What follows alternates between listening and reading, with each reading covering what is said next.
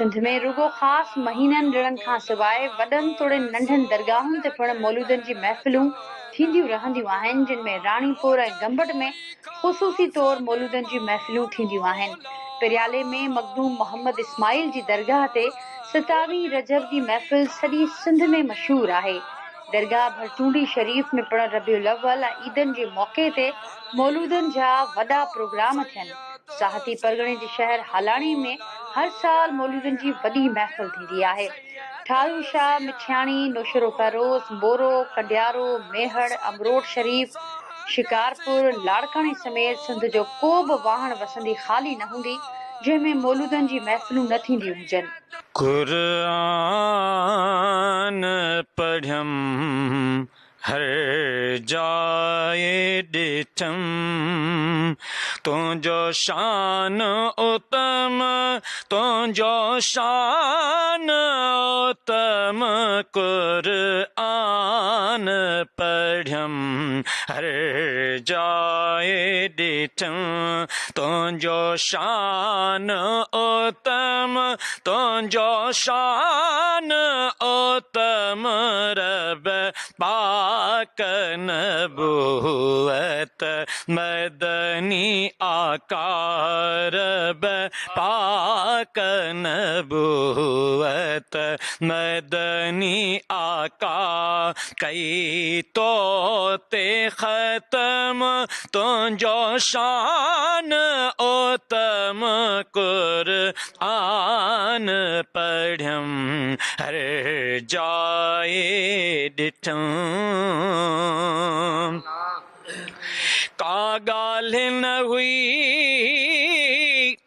काइनात न हुई, चंड तार सां गॾु रात न हुई।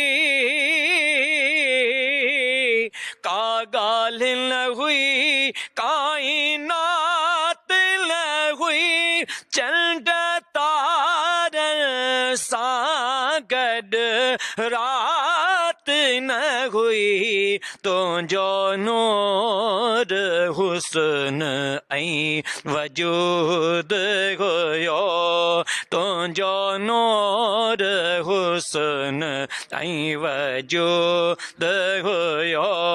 आयो पोइ ही आदम तुंहिंजो शान उत्तम। कुरान पढ़ियम हर जाए ॾिठम। अल्हम्दुलिल्लाह, अल्लाह ताला जा वॾा एहसान ऐं प्यारे हबीब जो सदको आहे त हीअ महफ़िल नात ता क़यामत ताईं हलंदी रहंदी। ऐं हीअ अज़ब ख़ुदि सरकार मदीना पाण पंहिंजी महफ़िल खे सजाईंदा आहिनि। हिकिड़ो शाइर आहे त महबूब की महफ़िल को महबूब सजाते हैं, आते हैं वो ही जिनको सरकार बुलाते हैं। हीअ अज़ब ख़ुदि जज़्बो थींदो आहे, सीने में मोहबत थींदी आहे सरकार मदीना जी। ऐं नंढो वॾो तमामु सुठे नमूने सां उहे नाशरी पढ़ंदा आहिनि। जॾहिं रबीउल महीनो ईंदो आहे त उन में सभु घटियूं गलियूं घर सभु सिंगारजी वेंदा आहिनि। अज़ब ख़ुदि कंहिंखे चवण जी ज़रूरत न पवंदी आहे, उहो पाण ई महफ़िल में शरीक थींदो आहे। सरकार मदीना जो हीअ असांजो अहसान आहे जो अलाह ताला असांखे हीअ महबूब मोकिलियो आहे। ऐं उनजी तारीफ़ सरकार मदीना नात माना जेके महबूब जे शान में बयानु कयो वञे उहो नात आहे। तव्हां शाह साहब जे दरगाह ते वञो, ॾिसो हुते हिकिड़ी मजलिस थिए थी, उनजे शेरो शाइरी पढ़ी थी वञे। पोइ उहा शेरो शाइरी या त अलाह ताला जी तारीफ़ में आहे या त नबी साईं जी तारीफ़ में आहे। तव्हां कलंदर लाल शहबाज़ ते हलिया वञो, उते बि हिकिड़ी चोकड़ी मथे ठहियलु आहे। तव्हां ॾिसंदव त औरतूं उते नातूं पढ़ंदियूं आहिनि। मुख़्तलिफ़ ज़बान से मायूं अचनि थियूं, किथां मर्द अचनि था, उनजा प्रोग्राम थियनि था।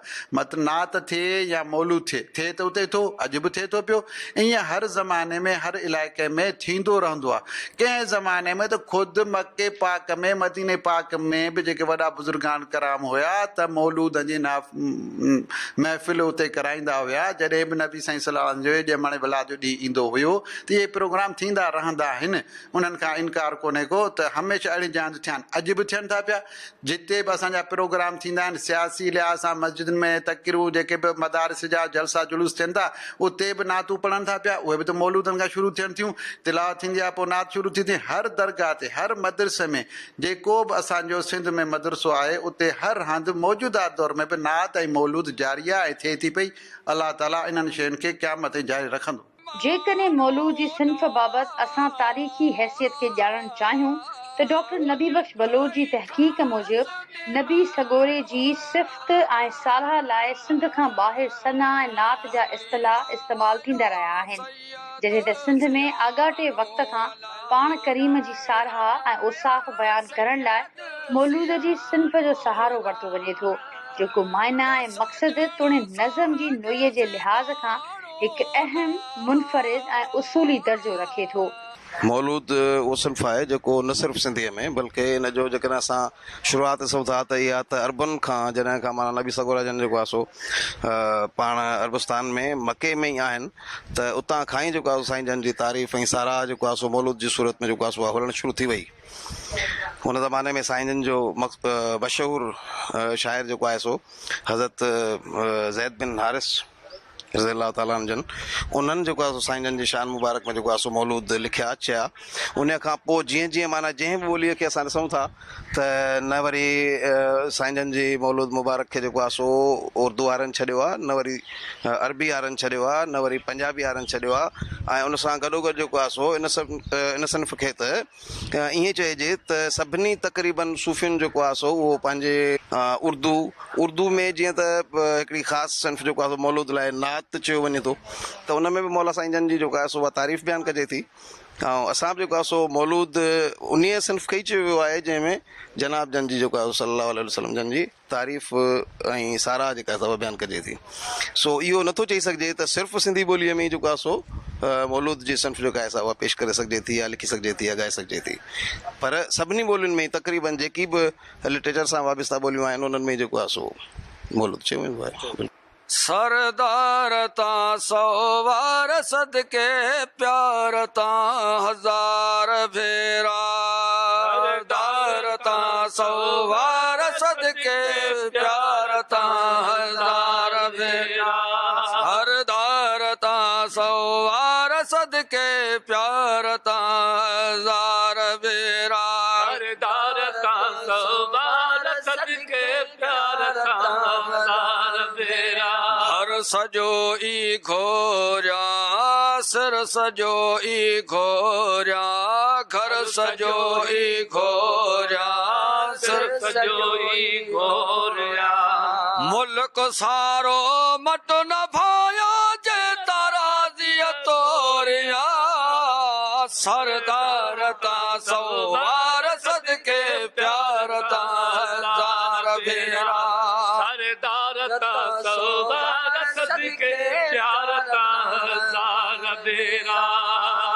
ओ ज़ुल्फ़ तुंहिंजो जोहरी जॾहिं घुंडड़ो खोली, ॿियो त लालण लफ़्ज़ लबनि मां जॾहिं ॿ गुण ॿोली, ओ ज़ुल्फ़ तुंहिंजो जोहरी जॾहिं घुंडड़ो खोली, ॿियो त लालण लफ़्ज़ लबनि मां जॾहिं ॿ गुण ॿोली, शम्स कमर बिजलियूं बावर पियो ढोला तूं ड्राही, शम्स कमर बिजलियूं बावर पियो ढोला तूं ड्राही, शम्स कमर बिजलियूं बावर पियो ढोला तूं ड्राही, मुल्क सारो मट न भाया जे ताराज़ीअ तोरिया, सरदार तां सवार सदके प्यार तां हज़ार भेरा, सरदार तां सवार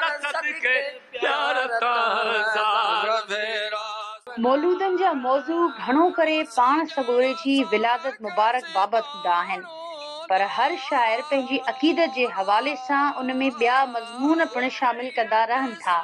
मिसाल तौर पाण करीमनि जी सवाने, फैज़, करम, शफ़ात, आसरो, महर, तलब, मोहब्बत अक़ीदत वग़ैरह शामिल आहिनि। है मिठा सुणन जो सरदार मदीने में आ, दिल ने जो दिलदार मदीने में आ, दिल ने जो दिलदार मदीने में आ, ओ प्यारा आमिना जो लाल मदीने में आ, ओ मिठा सुणन जो सरदार मदीने में आ, चिमकन प्या चंद्र तारा नूरी वहवा निजारा, प्या चंद्र तारा नूरी वहवा निजारा, चिमकन प्या चंद्र तारा नूरी वहवा निजारा, है चौधारी चमकार मदीने में आ, चौधारी चमकार मदीने में आ, ओ मिठा आमिना जो लाल मदीने में